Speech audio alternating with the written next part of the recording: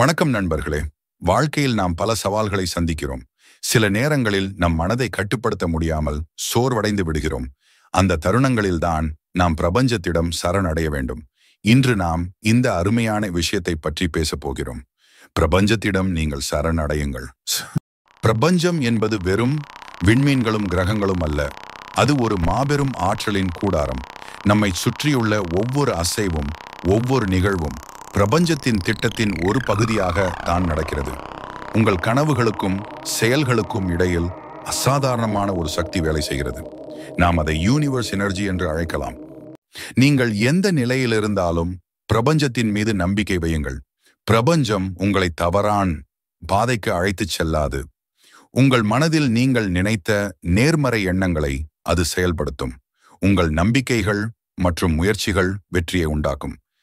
பிரபஞ்சத்திடம் சரணடையுங்கள். சிலருக்கு சரணடைவது என்றால் தோல்வியாக தோன்றலாம். ஆனால் உண்மையில் சரணடைவு என்பது வாழ்க்கையின் பெரிய தீர்வுகளை மிகவும் எளிதாக அடைய உதவும். உங்கள் எண்ணங்களை நீங்கள் பிரபஞ்சத்திடம் ஒப்படையுங்கள். உங்கள் நம்பிக்கையை பிரபஞ்சத்தின் மீது வையுங்கள். அதனால் நீங்கள் ஒரு தெளிவான மனநிலையை அடையலாம். பிரபஞ்சத்திடம் சரணடையும் முறை. இதை நீங்கள் எப்படி செய்யலாம்? ஒவ்வொரு நாளும் நிம்மதியாக 5 நிமிடங்கள் அமைதியாக இருக்கவும். உங்கள் கனவுகளை மனதிலிருந்து பிரபஞ்சத்திற்கு சொல்வது போல கற்பனை செய்யவும். எல்லா நிகழ்வுகளும் நன்மைக்கே என நம்புங்கள். உங்களுக்கு வேண்டியது கிடைக்காது போல இருந்தாலும் அதை உங்கள் நன்மைக்கே என்று மனதில் நினைத்துக் கொள்ளுங்கள். உங்கள் மனதில் உள்மனத்துடன் இதை சொல்லுங்கள்.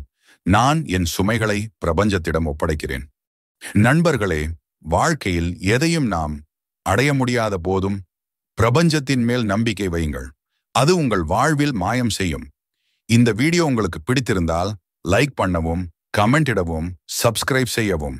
நீங்கள் பிரபஞ்சத்துடன் இணைந்திருந்தால் உங்கள் வாழ்வு அற்புதமாக மாறும். பிரபஞ்சம் உங்கள் சொற்களையும் எண்ணங்களையும் கேட்டுக்கொண்டுதான் இருக்கும். அது உங்களுக்கு வழிகாட்டும்.